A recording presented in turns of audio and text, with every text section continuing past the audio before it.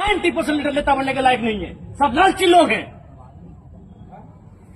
मैं आज पढ़ा लिखा नौजवान एक चीज से आपको परिचय करवाऊंगा, जिस चीज से परिचय कराने का हैसियत फिलहाल इनका है ही नहीं, क्योंकि इनके पास इतना आइडिया ही नहीं है कि जो लोग क्रॉनिक कैपिटलिज्म के समर्थक है कभी उनको वोट मत कीजिएगा।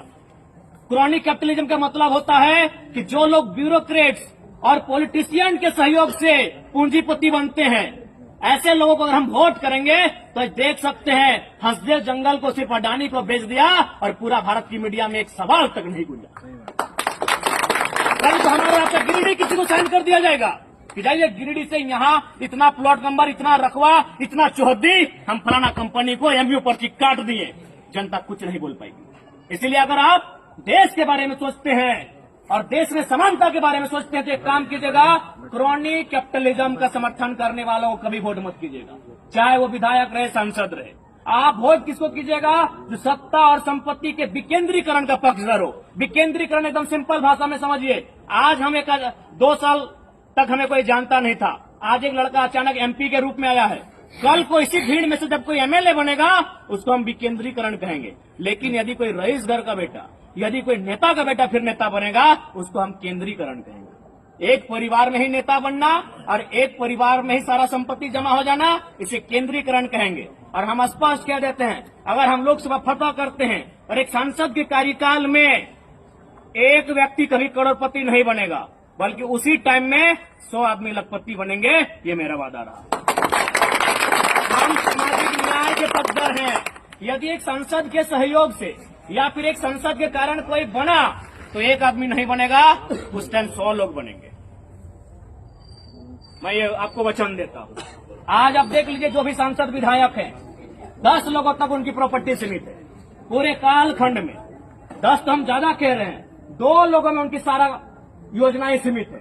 2 लोगों में, अगर सांसद भी हैं तो गिने चुने 4 लोग होंगे जो सारे उनका कार्यकाल को देख लिए। अगर विधायक भी हैं और 2 गिने चुने 2 लोग होंगे। तो इसलिए इस बात को भी हम कहते हैं कि एक टाइम में एक आदमी हमारे साथ करोड़पति नहीं बनेगा हमारी वजह से, अगर बनेगा है तो उसी टाइम 100 लोग लखपति बनेंगे, अगर संसद का रोल रहा तो। इसलिए आज चीजों को समझना होगा कि आज कैसे राजनेताओं को हमने तैयार किया। अभी बताइए, आज हम कहते हैं बदलाव की बात करते हैं, बदलाव की बात करते हैं, कैसे बदलाव होगा? नेता बदलने से बदलाव नहीं होगा, पार्टी बदलने से बदलाव नहीं होगा, सोच बदलने से बदलाव होगा। और हम लोग पहला सोच ये स्थापित करेंगे, अगर लोकसभा का चुनाव जीतते हैं तो 75% सैलरी जनता को दान करेंगे।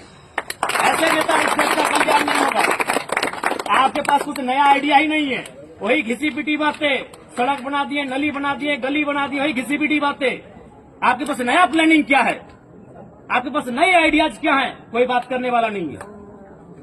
और मैं एक वचन बड़ी होश और हवास में दे के जाऊंगा कि जो लोग हमें वोट करने के लिए गिरिडीह लोकसभा के तमाम संसदीय क्षेत्र में आएंगे, आप अपने घर से अपने बूथ की दूरी को नाप लीजिएगा, क्योंकि आपका किसी का बूथ 1 किलोमीटर में है, किसी का बूथ 1.5 किलोमीटर में है, किसी का 4 किलोमीटर में है।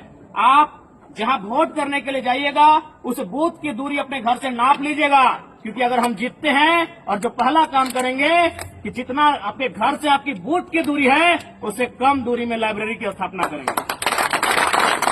उससे कम दूरी में आप दूरी को नाप लीजिएगा। अगर आप वोट देने के लिए, अगर मेरे लिए वोट देने के लिए धूप में आप अगर 1 किलोमीटर चल के बूथ तक जाएंगे तो 500 मीटर में आपकी लाइब्रेरी होगी, ये मेरा वचन है।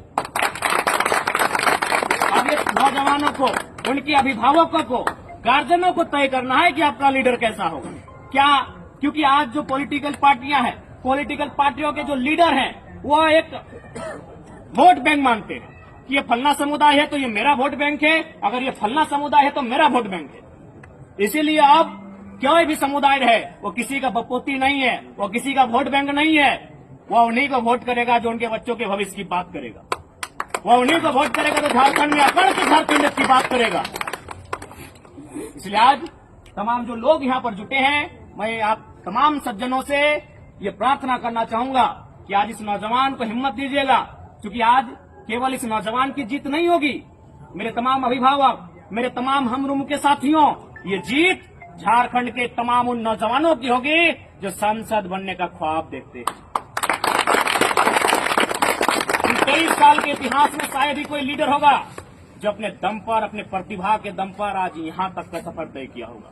अगर आए होंगे तो किसी धन वाले परिवार से होगा या फिर किसी राजनीतिक पार्टी के गोद में चला गया होगा, तब यहाँ तक आए होंगे। आज एक अदना सा साधारण सा लड़का, गांव के पगडंडियों से निकलकर सामने आने वाला लड़का अगर सांसद बनता है ना, तो आपकी जीत होगी, क्योंकि एक साधारण सा लड़का सांसद बनने का सपना देखेगा। ये बहुत बड़ी बात होगी।